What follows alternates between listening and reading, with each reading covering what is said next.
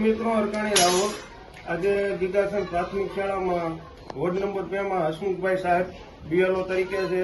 2 નંબરના વોર્ડમાં શાહિદાબેન છે.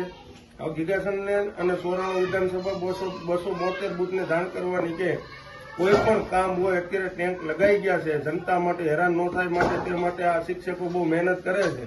તો હરેક 272 બુથના હું પ્રભારી રાહુલ અરકાણી કહેવા માંગુ છું કે જે આમ આદમી પાર્ટીના કાર્યકર્તા હોય તે સાહેબોને બીએલઓને મદદ કરો, એ હેરાન ન થાય એ રીતના કરો. અને કોઈ પણ ઇસ્યુ હોય તો ટોટલ ગામમાં અમારા BLO 2 મુકાઈ ગયેલા છે. એટલે જેને કામ હોય, માની લો શિક્ષક અત્યારે ફ્રી નથી, એક તો અડધો દિવસ ભણાવવાનું, અડધો દિવસ એને કામ કરવાનું. જે વરસદીની પ્રક્રિયા છે એમાં આ લોકોને 60 દિવસ યુઝ કરેલા છે. સાહેબ તમારું શું કહેવાનું છે? દિવસ ઓછા છે. દિવસ ઓછા છે.